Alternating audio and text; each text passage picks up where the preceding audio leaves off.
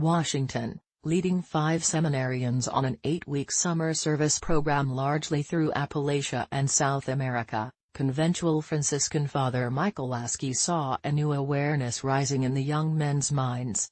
It started by talking with visitors to the Shepherd's Table meal program at Our Lady of Hope Parish in Colt Township, Pennsylvania, outside of the eastern town of Shamokin, and learning about people's sense of place in the once burgeoning coal mining region. From there, they moved on to planting trees in Robinson Forest in eastern Kentucky in an effort to reclaim a mountaintop stripped bare by coal mining.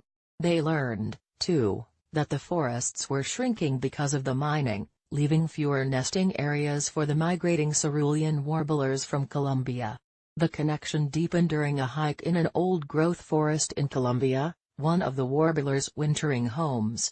By the end, Laskey saw how the young friars began to better see their connection as part of God's creation. The venture, including time in El Salvador and New Mexico, was designed to help the seminarians become lesser before God and to listen the stories of the people, seeing connections across land and community.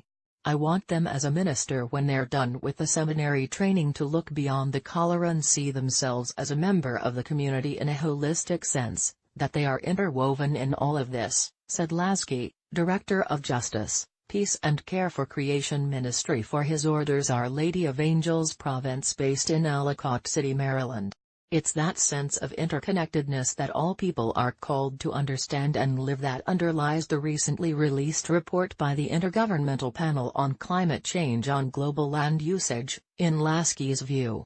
In its report, the Intergovernmental Panel, the United Nations body assessing the science related to climate change, examined the growing human impact on land and how climate change compounds the stresses placed on land around the world: degradation, soil depletion, flooding and water shortages. The report determined that only by reducing greenhouse gas emissions from all sources, including land use and food production, can global warming be kept well below 3.6 degrees Fahrenheit. The target set in the 2015 Paris Climate Accord to avoid catastrophic effects on the environment.